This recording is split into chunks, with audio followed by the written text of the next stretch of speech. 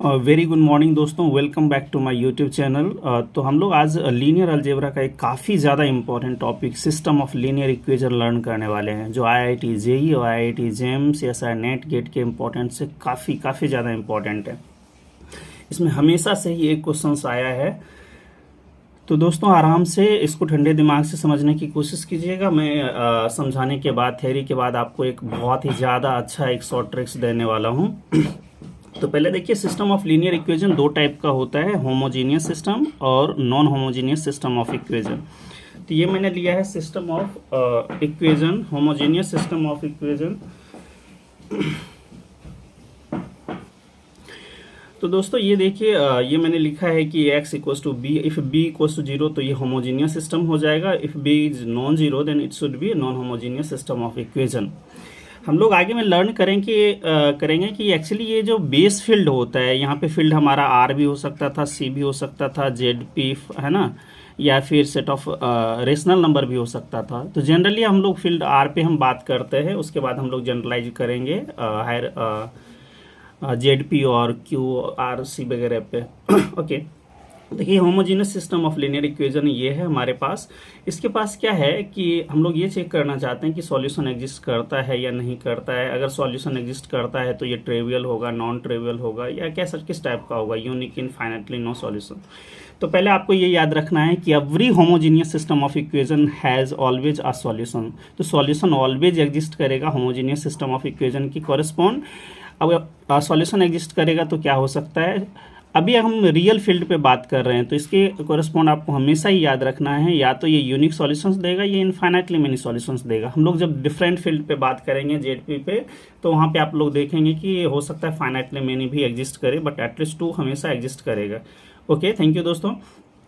देखिए पहला कंडीशन ये है कि अगर इस कोफिशिएंट मैट्रिक्स का डिटर्मिनेंट अगर नॉन जीरो हो जाता है, अगर नॉन जीरो हो जाता है तो इस केस में क्या होगा, ये यूनिक सॉल्यूशंस देगा। दोस्तों कैसे देगा, देखिए अगर ये if determinant of A is non zero तो इसका क्या होगा, ए इनवर्स एग्जिस्ट करेगा, और ए इनवर्स एग्जिस्ट करेगा तो can I right like this one, हम लोग ऐसा कुछ लिख सकते हैं ना। तो यहाँ से देखिए ये आइडेंटिटी बन गया, identity into x becomes zero, so x equals to zero. तो क्या मिला हमको, x equals to zero, and x is the what, x is the set of variables है ना, x1 x2 x3 इस टाइप का जितना भी वेरिएबल रहेगा उस टाइप का ये सेट बनेगा। तो ये दोस्तों हमारा क्या बन जाएगा, x इक्वल्स टू जीरो बन जाएगा, है ना, सारे वेरिएबल्स का वैल्यू जीरो हो जाएगा। तो इसको हम लोग बोलते हैं जीरो सॉल्यूशंस देता है। जीरो का एक दूसरा नाम है ट्रिवियल सॉल्यूशन। तो ट्रिवियल सॉल्यूशन, और चूंकि ये एग्जैक्टली वन ही सॉल्यूशंस दिया इसलिए इसका नाम है यूनिक सॉल्यूशन। तो मुझे उम्मीद है दोस्तों ये आपको अच्छे से समझ में आ गया होगा। और एक चीज आपको याद रखना है, if on any base field और field solution exist then it is known as the consistent solution. If solution does not exist then it is known as inconsistent solution. तो यहाँ पे आप लोगों को दिख रहा है कि क्या सॉल्यूशन एग्जिस्ट करता है, इसलिए इसको बोलेंगे कि ये कंसिस्टेंट सॉल्यूशन है। तो क्या याद रखना है, if determinant of A is non zero, solution always exist and it should be unique, trivial, that is zero solution, and solution is consistent, है ना, ये कंसिस्टेंट सॉल्यूशन हो गया। अब सेकंड केस क्या है, if determinant of A is non zero, second हो सकता है determinant of A is zero. दोस्तों ये हमेशा याद रखना है कि किसी भी मैट्रिक्स का डिटर्मिनेंट अगर जीरो हो जाएगा तो हमेशा आप देखेंगे कि जब रो एक्लन फॉर्म हम लोग कंस्ट्रक्ट करते हैं तो उसमें कोई ना कोई रो जो होता है एक दूसरे रो पे डिपेंड हो जाता है। डिपेंड का मतलब है कि any row is the scalar multiple of another row, ठीक है ना। उस केस में हम लोग देखेंगे कि एक वेरिएबल जो होता है वो दूसरे वेरिएबल पर डिपेंड होने लग जाता है।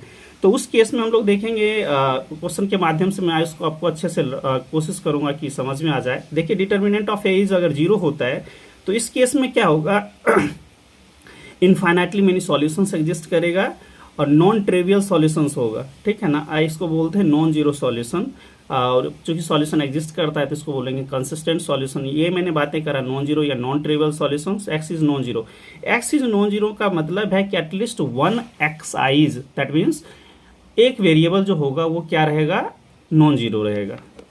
तो ये समझ में आ गया आपको कि होमोजीनियस सिस्टम हमेशा क्या देता है, सॉल्यूशंस देता है, चाहे वो डिटर्मिनेंट इसका नॉन जीरो हो या जीरो हो। नॉन जीरो आएगा तो यूनिक सॉल्यूशन मिलेगा, और अगर डिटर्मिनेंट जीरो आता है तो इनफाइनाइटली मेनी सॉल्यूशंस एग्जिस्ट करेगा। ओके, देखिए ये मैं एक एग्जांपल के थ्रू आपको समझाने की कोशिश कर रहा हूँ कि ये हमारा एक example x plus y equal to zero, x minus y equal to zero. देखिए इसका कोफिशिएंट मैट्रिक्स क्या बनेगा, 1 1 1 माइनस 1, तो ये मैंने लिया। इसका डिटर्मिनेंट निकालेंगे -2, दैट इज नॉन जीरो। जो ही नॉन जीरो आया तो क्या बोलेगा, सॉल्यूशन कैसा रहेगा, यूनिक सॉल्यूशन देगा। और कैसे देगा ये आपको, ये मैंने बताया ऊपर में कि किस तरीके से ये सॉल्व। सिंपल बात है, इसको आप जब भी सॉल्व करेंगे x प्लस वाई और x minus y equal to zero solve करेंगे तो x और y क्या हो जाएगा, x एंड y बिकम्स 0 0। और ये क्या है, set of all variables that is 0 0। So all variables should be 0, ठीक है ना। तो ये किसकी बातें करा, जब डिटर्मिनेंट हमारा नॉन जीरो रहेगा तब। सेकेंड केस है x plus y equal to zero into x plus two y equal to zero. ये मैंने लिया, ये आपको डायरेक्ट दिख रहा है कि ये 1 1 बनेगा, ये 2 2 बनेगा। तो ये क्या दिख रहा है कि R1 जो है, R2 is the 2 times of R1, है ना, स्केलर मल्टीपल हो गया। तो इसका डिटर्मिनेंट हमेशा ही 0 होगा। और डिटर्मिनेंट 0 होगा तो इसको देखिए कैसे सॉल्व हमने किया है, y equal to minus x. So x depends on y, है ना, sorry y depends on x। तो x का कुछ भी वेरिएबल, चूंकि हम लोग इसमें रियल फील्ड पे बात कर रहे हैं तो x का वैल्यू कुछ भी लेंगे रियल में से तो y हमेशा उस पर डिपेंड करेगा। लाइक अगर x 1 है तो y क्या बन जाएगा, -1। x हाफ लिया, y माइनस हाफ लिया। तो ये हमारे पास जो चॉइस है कि हम लोग ऐसा क्या ले रहे हैं, हाफ ले रहे हैं, 1 ले रहे हैं। So these are the values, these are the arbitrary value we are taking from the real number. तो इसको हम लोग कहाँ से ले रहे हैं, रियल नंबर से। यानी रियल नंबर के पास कितना चॉइसेस है, इनफाइनाइटली मेनी चॉइसेस है। यहाँ तक कि आप लोग बोल सकते हैं कि अनकाउंटेबली मेनी चॉइसेस है। तो इसका मतलब हुआ है we may have infinitely many solutions. तो इस केस में आप लोगों को हमेशा याद रखना है, if determinant is 0 then it gives always infinitely many solutions, जिसको हम लोग बोलेंगे नॉन ट्रिवियल सॉल्यूशन, ठीक है ना। तो ये हमारा आ गया homogeneous system of equation. Now come to the non homogeneous system of equation. दोस्तों ये देखिए मैंने लिया है non homogeneous system of equation. तो ये हमारा नॉन होमोजीनियस एक कोफिशिएंट मैट्रिक्स x हमारा, है ना, वेरिएबल सेट का रह जाएगा, b हमारा कॉलम वेक्टर रहेगा। यहाँ पे b should be non zero for being a non homogeneous system of equation. ये मैंने आपको समझाने की कोशिश करा है कि m क्रॉस n का एक मैट्रिक्स लिया, कोफिशिएंट मैट्रिक्स। ये हमारा वेरिएबल n क्रॉस 1 का है। ये b क्या रह जाएगा, देखिए ये दोनों जब भी सिमिलर होता है तो इसको क्या करते, कितने ऑर्डर का बनेगा, m क्रॉस 1 का एक हमारा कॉलम वेक्टर बनेगा। यहाँ पे दोस्तों गौर करने वाली बात है कि ये जो हमारा बेस फील्ड है ये कुछ भी हो सकता है, r, c, q और zp। यहाँ पे मैं सिंपली r लेके चला हूँ, बाद में मैं इसको जनरलाइज करूंगा zp या फिर डिफरेंट फील्ड के ऊपर। तो ये देखिए मैंने लिखा है ऑगमेंटेड मैट्रिक्स, a और b का ऑगमेंटेड मैट्रिक्स हम लोग कैसे लेते हैं ये आप लोगों ने ग्रेजुएशन में अच्छे से लर्न करा होगा। इसको हम लोग दूसरे मेथड से चाहते तो आप डिटर्मिनेंट के भी थ्रू आ सकते थे। मैं थोड़ा स्टैंडर्ड पे लेके जाना चाहता हूँ कि रैंक के थ्रू हम लोग कैसे निकाल सकते हैं। देखिए rank of A equals to, अगर rank of A augmented matrix B अगर होता है और इसका ऑर्डर जो होता है वो n होता है। मान लीजिए अगर हमारा क्या बनता है ये दोस्तों, अगर हमारा कोई स्क्वायर मैट्रिक्स होता है या कुछ उस टाइप का लेते तो ये हमारा क्या रहता है, इसका डायमेंशन n रहता है। यहाँ पे भी सिंपली सोचना है कि डायमेंशन जो भी होता है उसका वो हम किसका लेते हैं, डोमेन का लेते हैं। तो rank of A equals to rank of A augmented matrix B equals to n रहेगा, तो ये हमेशा ही यूनिक सॉल्यूशंस देगा। और एक चीज इसमें देखिए कि रैंक ऑफ ए क्या होगा, rank of A equals to rank of A augmented matrix B तो होगा, दोनों सिमिलर होगा, उसका रैंक r होगा, but r is less than n। अगर इससे लेस होता है तो सिंपल सी बात आप लोगों को समझ में आ रहा है कि उस केस में हम लोग क्या करते थे कि कहीं ना कहीं डिटर्मिनेंट 0 की बातें चल रही है। तो दोस्तों यहाँ ये जो केस आ जाएगा तो इसमें हमें याद रखना है कि इनफाइनाइटली मेनी सॉल्यूशंस देगा। और थर्ड केस क्या हो सकता है, rank of A is different from rank of A augmented matrix B. अगर दोनों सिमिलर नहीं है, दोनों का रैंक अलग अलग है, तो हमेशा ही याद रखना है कि ये कभी भी सॉल्यूशन एग्जिस्ट नहीं करेगा रियल फील्ड के ऊपर। So these are the 3 cases you must memorise for upcoming CSR NET exam और IIT JEE। काफ़ी ज़्यादा इंपॉर्टेंट है। आप चाहें तो वहाँ पे सीधा डायरेक्टली इस रिजल्ट का यूज करके आप लोग बना सकते हैं। सो एक बार इसको रिकैप कर लें कि अगर दोनों का रैंक सेम है और n के इक्वल है, it gives unique solutions. Rank similar होगा but distinct less than n रहेगा, तो infinitely many solutions. If both are different, rank of A is different from rank of A augmented matrix B, then it gives always no. Hello दोस्तों, तो मैं चाहता हूँ कि थोड़ा सा आपको एक शॉर्ट ट्रिक्स मिले जो काफ़ी ज़्यादा इम्पॉर्टेंट है। शॉर्ट ट्रिक्स आपको इसके थ्रू बहुत ज़्यादा एक चीज़ों का एक वो मिल जाएगा कि हम लोग इस चीज़ों को पेपर में कैसे अटेम्प्ट करेंगे। देखिए ये हमारा सिस्टम ऑफ इक्वेशन है और होमोजीनियस सिस्टम ऑफ इक्वेशन को सॉल्व करना पेपर के पॉइंट ऑफ व्यू से काफ़ी ज़्यादा इजी है। आपको कुछ चेक ही नहीं करना है, डिटर्मिनेंट नॉन जीरो या जीरो चेक करना है। But for the non homogeneous system of equation थोड़ा सा आपको इसके बारे में अवेयर रहना बहुत जरूरी। दोस्तों ये देखिए, ये मैंने ऑगमेंटेड मैट्रिक्स बी लिया है। ये augmented matrix B A is to B भी पढ़ते हैं इसको। ये मैंने क्या लिखा है, ये दोस्तों मैंने लिखा है कि ये जो मैट्रिक्स होगा इसको मैंने रो रेड्यूस एक्लन फॉर्म कह लें या फिर रो एक्लन फॉर्म, ठीक है ना। सिंपल रो एक्लन फॉर्म भी रहेगा तो चल जाएगा। अच्छा दोस्तों, कुछ बात मैं बताना चाहता हूँ। जैसे रो एक्लन फॉर्म में आप लोग क्या देखते हैं कि रैंक ऑफ द मैट्रिक्स क्या होता है कि exactly the number of non zero rows. क्या मैंने बोला कि rank of that matrix in row echelon form is exactly the number of rows, उसके थ्रू आप लोग डिसाइड करते हैं। तो हम लोग ये देखें कि ये हमारा ऑगमेंटेड मैट्रिक्स है, इसको कुछ इस तरह से कंस्ट्रक्ट करेंगे। यहाँ पे हम ये जो मैंने ये बॉटम केस जो लिया है ये मैंने अपने मन से लिया है थोड़ा समझाने के लिए। अगर ऐसा केस आ जाता है, ठीक है ना, कि अगर लास्ट बॉटम जो है वो एंटायरली जीरो होगा और बी का भी जीरो आएगा, तो इस केस में हमेशा इनफाइनाइटली मेनी सॉल्यूशंस ये देगा। ठीक है, ये याद रखना है, ये बहुत ही ज़्यादा इंपॉर्टेंट चीज़ है और शॉर्ट ट्रिक के मैं थ्रू जाना चाहता हूँ कि आप पेपर में कितने जल्दी इसको ऐसे कर पाते हैं। सेकेंड केस मैंने लिखा है कि इसी को रो एक्लन फॉर्म में ही अगर ऐसा आ जाता है कि देखिए कि लेफ्ट हैंड साइड का बॉटम जो है ये जीरो आ जाए एंटायरली और ये हमारा नॉन जीरो आ जाएगा, तो ये हमेशा ही नो सॉल्यूशंस देगा।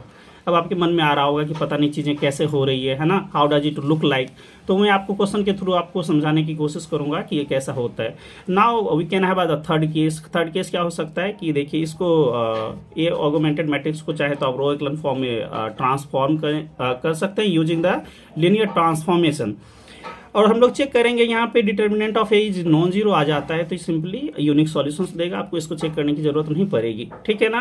तो if determinant of A is non zero then unique solution. So we have 3 case study. Entirely zero रहेगा बॉटम तो इनफाइनाइटली मेनी सॉल्यूशंस, ये लेफ्ट हैंड साइड का जीरो हो जाए, राइट हैंड साइड का नॉन जीरो हो जाएगा, it gives no solutions. And coefficient matrix का डिटर्मिनेंट अगर हमारा नॉन जीरो आता है it gives a unique solution.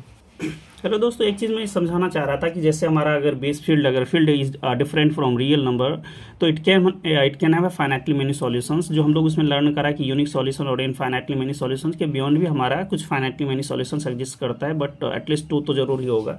जैसे इस टाइप का देखिए क्वेश्चन, अगर dimension of V over F equals to N है तो वी में कितने एलिमेंट रहेंगे, इस टाइप का एलिमेंट रहेगा।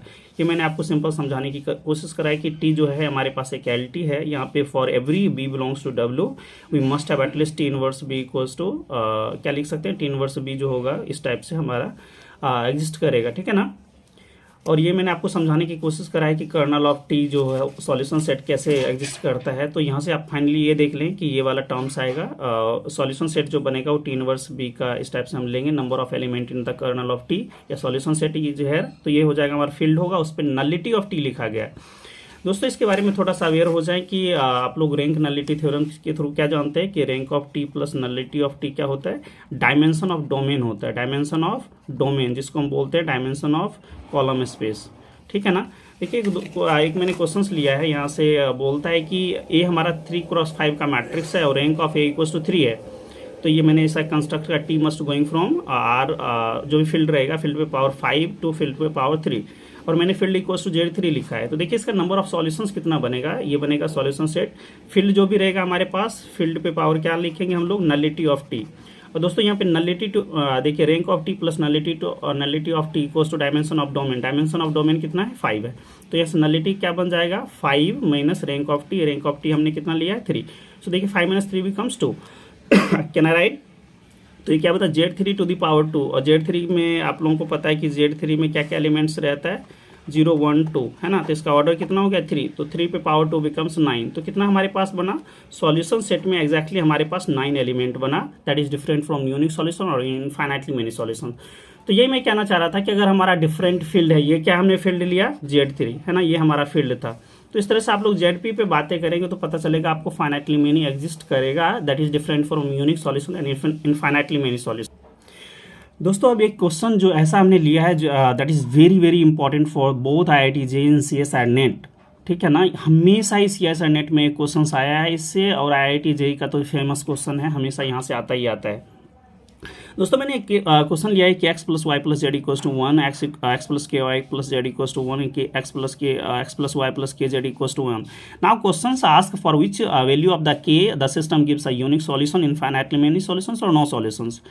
मुझे उम्मीद है आपको क्वेश्चन समझ में आ गया होगा. क्वेश्चन ये कहना चाहता है कि के किस वैल्यू के लिए, ठीक है ना, ये यूनिक सॉल्यूशंस देगा, इनफाइनाइटली मेनी सॉल्यूशंस देगा या फिर नो सॉल्यूशंस देगा.